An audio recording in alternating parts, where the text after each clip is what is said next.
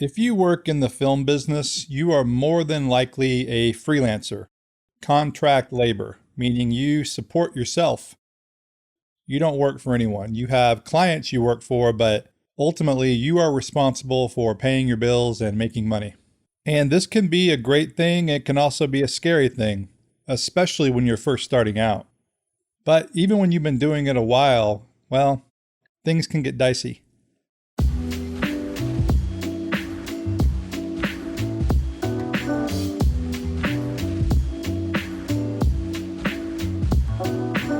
Hey guys, it's Blake Calhoun. This is another episode of Almost Professional. Today I'm talking about being a freelancer. I've been a freelance filmmaker, a director, an editor, and a shooter for my whole career. I've been pretty fortunate. I've really never had a real job, in quotes. You of course work for clients, but you don't have to go to work. So there's definitely a difference. My last real job was probably being a valet parker.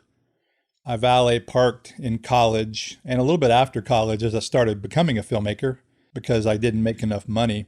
I would work as a production assistant or a grip on different shoots, but I'd only get a few days work here and there a month. And so I supplemented that income by valet parking at some ritzy hotels and that kind of thing.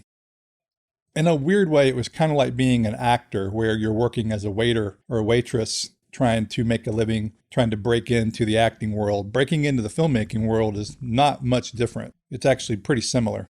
I never did the waiter thing though. That was not something I ever wanted to do. Valet parking, I guess, is a close second. You're working for tips, but hey, it was a nice way to make some pretty decent money but then have a lot of free time during the day, especially to pursue becoming a filmmaker, a professional filmmaker. When I was in college, I actually graduated with a BA, a Bachelor of Arts in Communication. It was an RTF degree. So it wasn't a full-on filmmaking degree. It was more broad. It was radio, television, and film. And it wasn't overly technical. We mainly learned theory and that kind of stuff. And we had a little bit of technical training, but it wasn't anything like going to film school. And so I didn't have a lot of experience, I guess, is what I'm trying to say. Once I got out of school, I learned a lot more on the job, and I think that's pretty common. But what I learned pretty quickly was there really weren't jobs necessarily for video producers, for filmmakers. The main jobs back then would have been at agencies, some production companies, and in some corporate video departments. But for the most part, and this is the case today too, filmmakers, and I'm using that term broadly, I'm talking about people that work in the film industry, whether you're a director, an editor, a DP, a producer, a script supervisor, grip, production assistant. Everyone is pretty much freelance. Again, there are departments at big companies that have video production departments. And there are, of course, agencies. Most agencies will keep editors maybe on staff, but any directors are usually repped by an agency, and then they're hired on a per job basis. And this is a generalization, but for the most part, the best filmmakers, the best people are freelance. There's several reasons for that. As a freelancer, if you do it right, you can earn as much money or more money than a staff position and work probably half as much. It definitely depends on what market you're in, what city you work out of.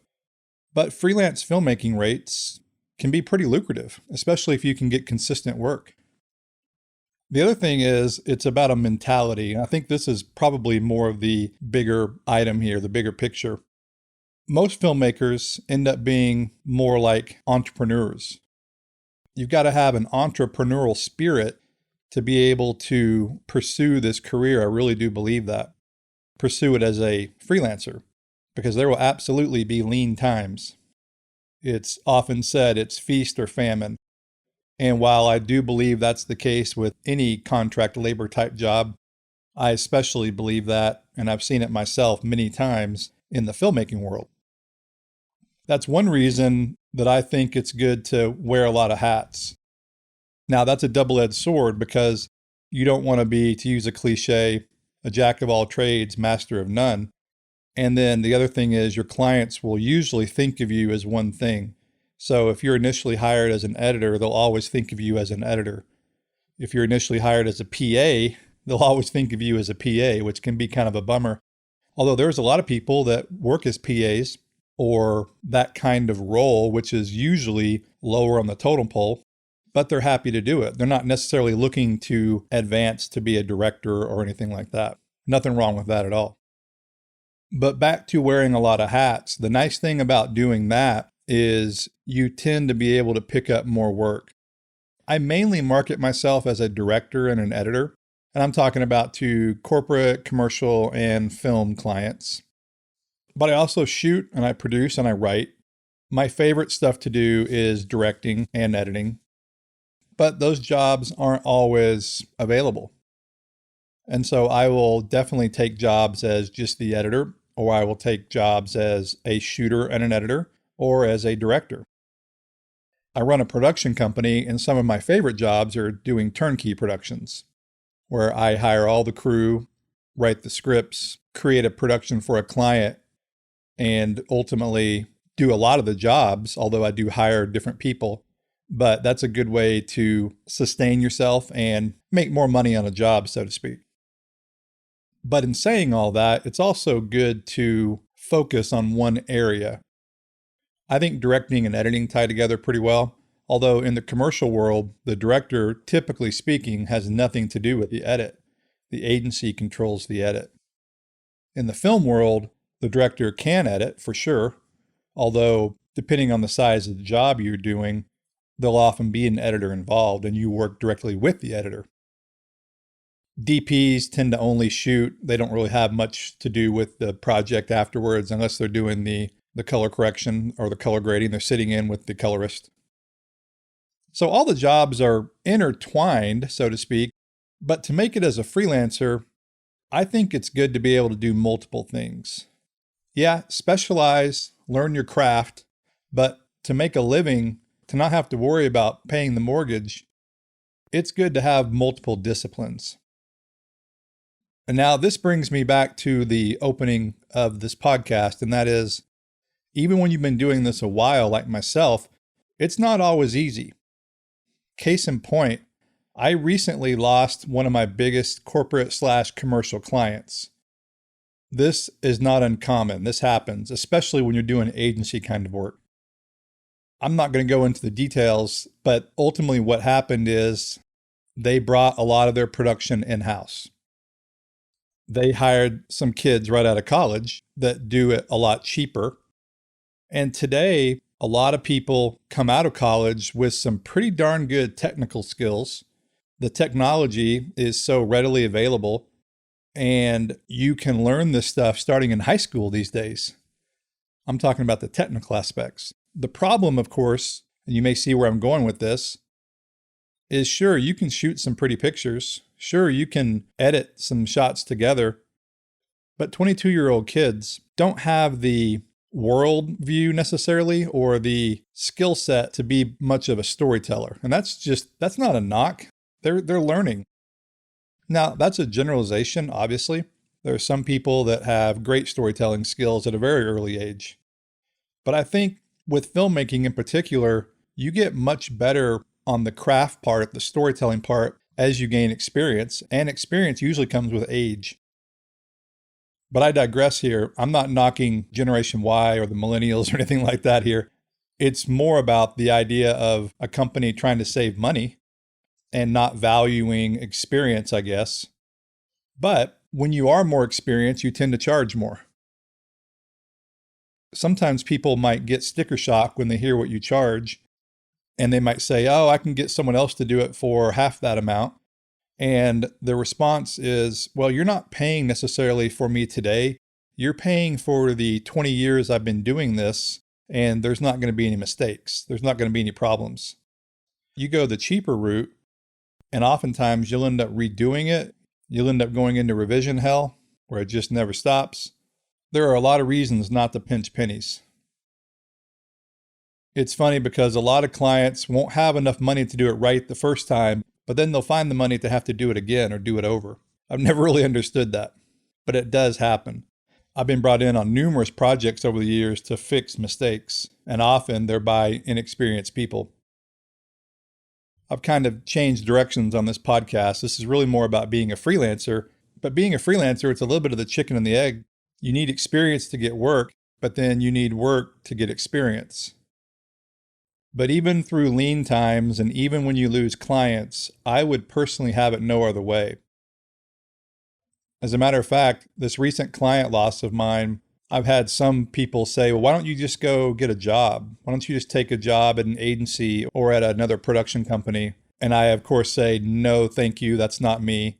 Once you've been a freelancer, you can never go back. Again, I really never had a job other than when I was in college. But the idea of going to work every day at an 8 to 5 or 9 to 5 is just not appealing to someone that has the freelancer's mentality, the freelancer's idea of how to approach things. It just wouldn't work. Whenever I work on a job that's more long-term, like a movie or a long-term corporate or commercial project that takes weeks or sometimes a month, and I'm going to the same place on a daily basis, I often will joke with my wife and say, I don't know how people get anything done in their life when they have a full-time job. When you actually have to be somewhere every day at a certain time, how do you get anything else in your life done? Being a freelancer, if you work 2 or 3 days a week, then you're doing pretty well.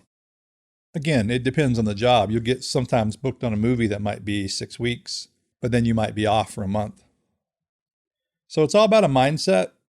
But for the new people listening that want to be a filmmaker, that want to be a director or a shooter or an editor, freelancing is really the only way you're going to be able to make it. You might start off somewhere, and actually advise starting off somewhere with a regular job, but you got to be prepared to go out into the freelance world. You've probably heard it's all about who you know, and there's a lot of truth in that. This business, more than many, is about networking. It's not necessarily about who you know, but it is about who you meet. It's also about demo reels and that kind of thing. I actually don't keep my demo reel up to date, and I should. It's funny, whenever you see people update their demo reel, you know that they're slow. And so recently I've been considering updating my demo reel. So there's always ups and downs. You're going to have clients, you're going to lose clients. And that's just the ebb and flow of being a freelancer. And that goes back to the idea of you've got to have the right mentality. You also probably need to save up some money to have for a rainy day, which I do, and I definitely have done that over the years. But it's weird, the freelance gods always come back. Whenever you lose a client, more times than not, someone else will come knocking on your door. It's just a weird little way the freelance world works. And in my case, I'm actually very glad I have my YouTube channel because it's been a great creative outlet and it actually does earn some money for me. So the side hustle has turned into more of it's still a side hustle, but it's turned into more of a business for me, along with doing my client work. One tip I will give to up-and-coming and new filmmakers pursuing a freelance career, and I've done this 2 or 3 times in my career, and so I know what I'm talking about, and that is avoid whale accounts. Whale accounts are your one big account that keep you busy all the time and probably pay you upwards of 70%, sometimes 100% of your freelance income. But when they go away, that can definitely sting. I had an agency client that happened with about 10 years ago, and then I had another recent one. And it's tough because when they book you all the time, you have to turn down other work. And then the people that call you, they stop calling because you're not on their list anymore because they think you're booked or you're busy, and because you always tell them no. Whale accounts you can make a lot of money on, but when they go away, you got to be able to replace that with other clients. So it's probably better to have a mix of medium to smaller clients that keep you busy routinely, and that way you'll have more consistent income, consistent work. But I would have it no other way, and that's kind of the idea behind being a freelancer. You get to watch a lot of Gilligan's Island, surf a lot of YouTube, watch a lot of Netflix on your downtime, but then you also have a lot of overnights, a lot of days where you don't even know what time it is because you're shooting and editing nonstop. So if you're just starting out and have been thinking about going freelance, don't let this podcast scare you. It's really the only way, and ultimately it is the best way to pursue a life as a filmmaker.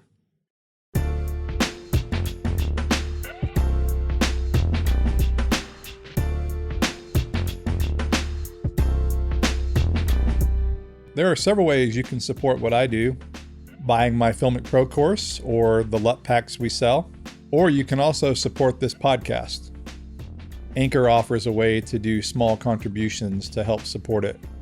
So all the money I get goes back into producing really the content of my YouTube channel, and I do buy the occasional movie ticket to go do some research.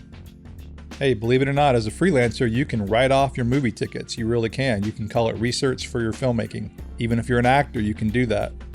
I'm not an accountant, but talk to your accountant. There are some nice tax advantages to being a freelancer too.